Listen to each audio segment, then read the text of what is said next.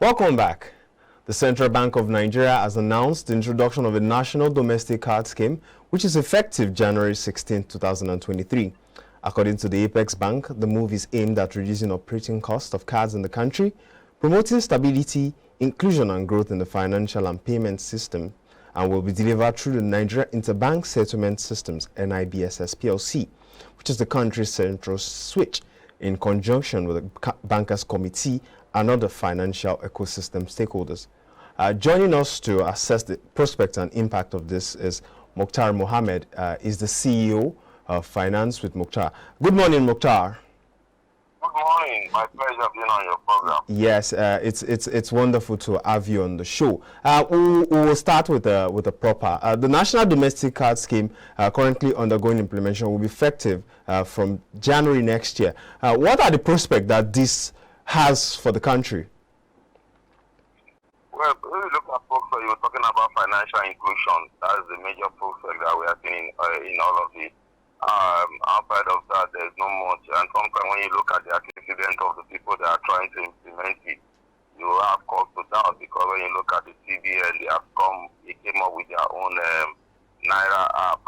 We didn't see anything that happened with that. So now they are coming up with the payment system. Hopefully, this should work. But again, there's a lot of technicality involved in this when it comes to payment, and I don't think that they really have the wherewithal to handle that. Okay, you mentioned the Nigerian government moving towards trying to implement the e-Naira. We saw the wallet, but the adoption has been slow with Nigerians. Why is it so that Nigerians are not very optimistic when it comes to accepting initiatives brought by the federal government? No, I don't think Nigerians are not optimistic about it. I think what about it that you have priority, so you make up your mind which one you want to deal with. Because when you're talking about e-Naira, remember that other banking platforms were working better, and then the settlement bank has to be, if you have issues with your e-Naira, you have to go to your bank. So why should I be doing that when ordinarily I could just use my bank app to do my transactions? And then if I have any issues, I'm able to resolve with my bank app. Instead of that, going back to all these people to do that. So I think that was more of technicality, because Nigerians were not really convinced with the mode operando of the e-Naira app. So I think that was basically the challenge, because if there was not an app that you have to, the settlement, you have to settle through your normal regular bank, and then Nigerians were looking at the charges also. So if I have to move, I have to move money from my bank to my e-Naira, then from e-Naira I want to transfer. So it was not convenient for anybody. I think that is why you didn't see those kind of participation that we expect Nigerians to participate. Okay, now that you have pointed one thing about convenience, as we know, there are other payment services. The federal government is coming in to be a player in the sector. At least there must be one distinctive advantage that it would have that will convince Nigerians that, oh, let's take this national, let's try and adopt this. Does this payment system, does it have a promise that will make Nigerians say, oh, I'm abandoning all these other alternatives and adopt this one? Well, if you, like I said, I'll still go back, and you know a product by who is bringing the product. And then you look at the product, the person that is bringing the product determine whether you be part of that product.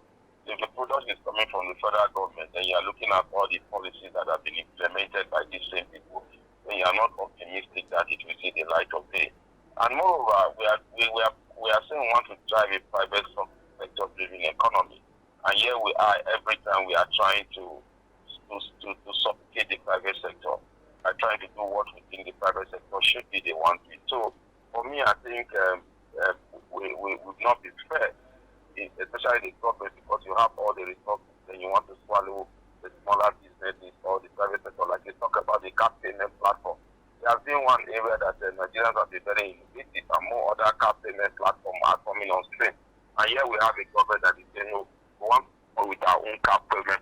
So why is it always that the government like implementing what the private sector is doing and want to drive it online, and then we are talking about PPP, how you want the private sector to drive your economy, and then on one hand, you're also competing with the private sector.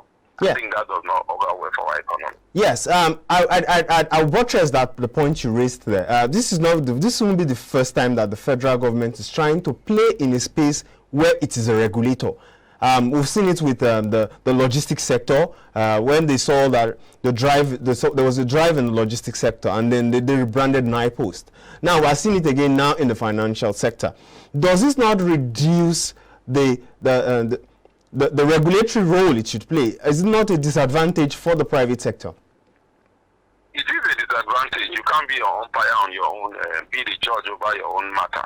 And we have seen that. That is why NIPOS up to this date has not seen the light of it, because people are not still confident with anything that has to do with government. So people are still not ready to be part of that. And I think the same thing is playing with this. The same thing is going to play with what they are trying to do.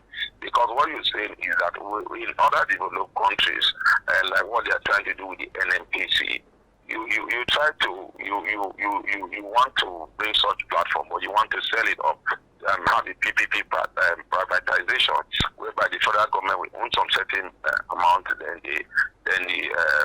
the private sector will earn something, but they will be driven by the private sector. They are trying to do that with the aviation sector while they are doing concession. That is how it works, but not holistically saying, look, we want to be in competition with you on the same platform of business that you are doing. Okay, let's now look at the features that the proposed single payment system has. The managing director of the NIBSS, that's Premier Howell, he said that it will have components like debit cards, credit cards, and non-interest cards. Looking at this, all these proposed advantages, is this enough to drive Nigerians away from the payment services that they've been using? Remember that it's the same settlement platform that will be using. It's the same settlement platform, but what you have now is a centralized card system. And again, you are not going to eliminate the bank. Remember that even most banks are becoming holding structure to participate in the payment schedule. Most banks are now, most of the big banks in Nigeria, the tier 1 banks, they now have holding companies that are involved in payment. So they are not even thinking of developing cards from Nigeria alone. They are beginning to think about cards that can be used in any part of the world. So now we are not even looking at that logistic. In that we are not looking at the logistic whether you have the platform to make sure that also is this card going to be only within Nigeria, or when I can have a card payment system that I can use globally. Which one will I go for? I will go for the global one. So definitely they are not looking. And what is the incentive? You're talking about non-interest. You're talking about debit and credit. What we have now is debit card. Most banks also have credit card, which you can use. And then you are looking at non-interest. Most banks are already doing non-interest even in their own area. So definitely there's nothing different from what you are bringing from what the bank has. What you are just trying to bring now, you are just because you are the one in charge. Oh, I think we've lost Mokhtar. We'll go on a short break. When we come back, we'll continue this discussion.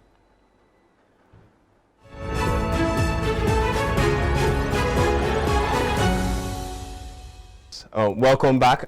We're still speaking with Mokhtar Mohammed, the CEO of Finance with Mokhtar. Mokhtar, it's nice of you to join us again. Yeah, thank you. Yes, you were driving over a very interesting point before we lost connection. We were talking about the promises that the digital this single digital system, the promises that it has for Nigerians, and you were saying that people would rather go with the ones that are global rather than the local options. So I'd let you land on that. Yes, I'd rather do it global because when I have a card, I can use it both here and out of here, and when I'm out of the country, especially the kind of payment systems that most of the banks are trying to develop now. And even sometimes we've gone beyond even using card. Banks have gone beyond even using your facial or using your thumbprint. So why should I not be carrying domestic card or that? So it's more or less like it's an improved technology, and it is now that the CBN and their partners are beginning to think of doing the same and the older technology when banks have moved ahead. Because now with some ATM, and you use your thumbprint and link with your BVN and you go into your account. So definitely, everybody wants something that are easier for them, and again, security-wise, without you don't need to work with your debit card or your credit card or your Naira card. So you prefer to do that than having one domestically account card that you can carry that can only operate within the country. Well, one thing that the federal government also said is that they want to use it to drive financial inclusion. And earlier you mentioned credit. We know that Nigeria is a country that is scared of adopting credit. Now, will this card, will it be able to drive the credit scheme for Nigerians to adopt the credit style? It will, but again, credit scheme is normally built on database.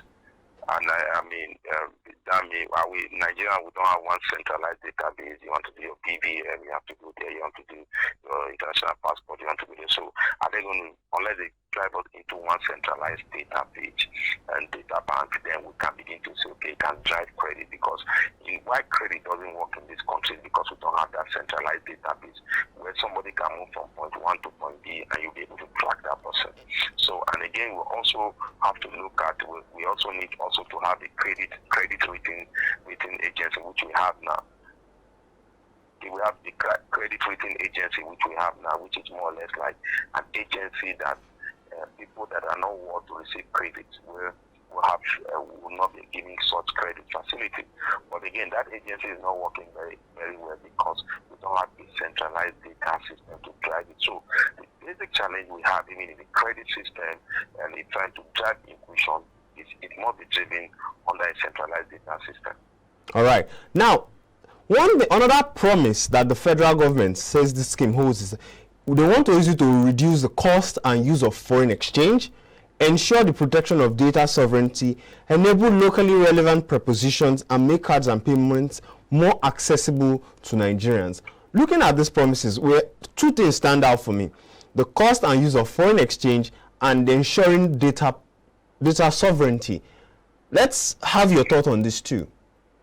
When we talk about cost of use of foreign exchange, we need to ask ourselves, do we really have that foreign exchange? Even now, even with the normal, is it that the federal government will say, okay, if I have that card, I can do any amount of foreign exchange outside the shore of this country? Because that has been the challenge. Even with the bank, now you cannot do more than $100 in a month because of supply side. So is this card going to address that? I don't think so, because it has to deal with supply. So we don't have that supply. So I don't think it will work in that area again. And then secondly, talking about data safety, data sovereignty. Talking about data sovereignty, remember that we had issue with the American government because of our data sovereignty, and for immigrants, Nigerians that want to be managed to the U.S. But the federal government said they have improved on that. So my challenge is that we tend to duplicate things that we are supposed to do. We are not supposed to be making others. If you're talking about data sovereignty, it doesn't mean that the NIN is not sovereign enough. Or does it mean that even when we use our international passport, which is now globally accepted, the data is not sovereign enough? So definitely you need to drive something to sell your product, but I don't think they are doing a good work in the area of marketing of the domestic of this finance system they want to introduce in January. All right, now let's have a final overview. Let's have your final thought regarding the single payment system. Should we adopt it? Should we not? Or should we modify it? And if so, what are the means that we should put in place here? I think for me, variety is the spice of life. So competition is good. So it's good. We need to have a card that is driven by the central bank through the payment system. And I think that is also good. That will drive competition with the bank, and also that will help the bank also begin to improve their own card payment system. So maybe very soon we don't need to, when you have a payment issue, and if this card that is being driven by CBN comes in, I can resolve my issues within 24 hours, because that is normal what we can fix. Then if that will make this one an added advantage where other people want to use it. I think it will drive, and then it will drive inclusion. and that means those in the rural area can begin to think of financial inclusion in whatever space they want. And then thirdly, I think it might end up reducing us, because when competition comes, what we'll begin to see will be cost of some of those goods and services go down. So we could see the services of the card coming down, especially whereby in the bank you have to pay 1,000 naira to get a debit card. So we could see a reduction in that when there is competition. For me, I think those are the three takeaways I can take from there. All right. We thank you very much for always sharing your insights with us as usual. Thank you, and do have a nice day. Mukhtar Mohammed, CEO Finance with Mukhtar. And we move on now. Still to come, analysts have maintained the position that the Nigerian naira is relatively overvalued, saying the Monetary Authority is merely postponing the inevitable devaluation of the local currency. As we come back from this break, we shall be asking, is the naira heading for devaluation? Please join us. Please stay tuned.